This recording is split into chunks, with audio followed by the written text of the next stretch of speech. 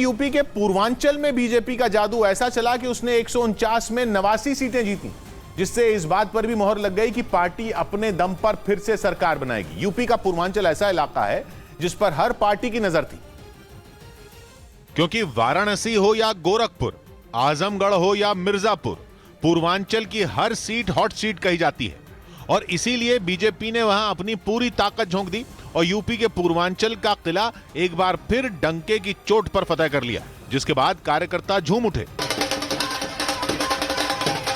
पूर्वांचल की 149 सीटों पर 5वें, 6ठे और 7वें चरण में मतदान हुआ, जहां प्रधानमंत्री ने रैलियों का रेला लगा दिया। यूपी चुनाव के ग्रैंड फिनाले से पहले यानी कि 7वें चरण की वोटिंग से पहले पीएम वाराणसी में 2 दिन रुके।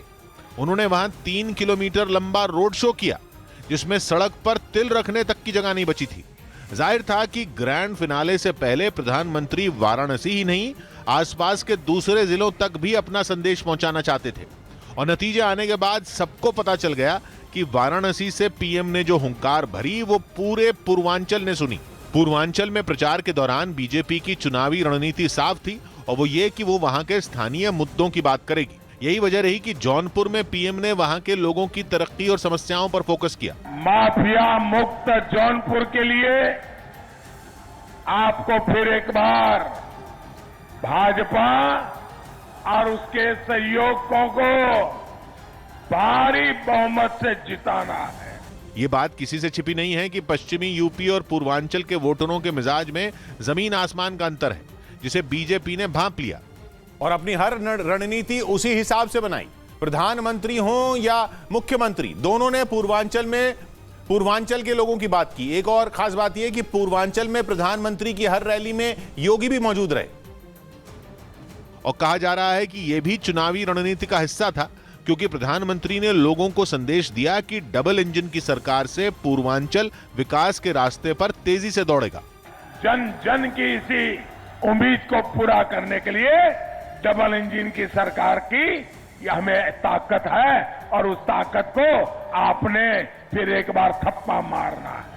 पूर्वांचल में ही प्रधानमंत्री का संसदीय क्षेत्र वाराणसी और योगी आदित्यनाथ का गढ़ कहे जाने वाला गोरखपुर है। यही नहीं, अखिलेश यादव जहां से सांसद हैं, वो आजमगढ़ भी पूर्वांचल का हिस्सा है। मतलब इस इलाके में एक नहीं 3 दिग्गजों की साख दांव पर थी, इसीलिए पूर्वांचल पर सबकी नजर थी। यही वजह रही कि चुनाव प्रचार की शुरुआत में ही पूर्वांचल के मुद्दे उछलने लगे थे और जो मुद्दा सबसे ज्यादा गूंजा था वो था पूर्वांचल एक्सप्रेसवे का, जिस पर समाजवादी पार्टी और बीजेपी के बीच क्रेडिट लेने की होड़ लग गई थी। लखनऊ से गाजीपुर यानी 300 किलोमीटर लंबे इस एक्सप्रेसवे में कई खूबियां हैं, जिसका पिछले साल नवंबर में प्रधानमंत्री के हाथों उद्घाटन हुआ था। लेकिन अखिलेश इस बात पर तिलमिला गए थे। उनका कहना था कि पूर्वांचल एक्सप्रेसवे समाजवादी पार्टी ने बनवाया था और जिसका बीजेपी की सरकार केवल उद्घाटन करवा रही है। पहले समाजवादी पूर्वांचल एक्सप्रेसवे का नाम बदला और नाम बदल करके पूर्वांचल एक्सप्रेसवे कर दिया।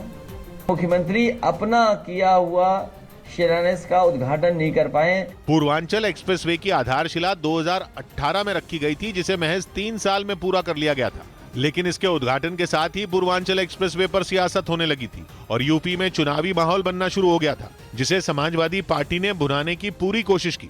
लेकिन यूपी के नतीजे आने के बाद साफ हो गया कि पूर्वांचल में समाजवादी पार्टी का ये दांव औंधे मुंह गिर गया। यही नहीं, नतीजों से ये बात भी साफ हो गई कि आजमगढ़ को छोड़कर पूर्वांचल के ज्यादातर जिलों में प्रधानमंत्री और मुख्यमंत्री की जोड़ी ने जीत के झंडे गाड़ दिए और बीजेपी ने पूर्वांचल समेत यूपी में दोबारा इतिहास रच दिया। पूर्वांचल में बीजेपी को बंपर जीत मिली और 149 में 89 सीटों पर उसका कब्जा हुआ।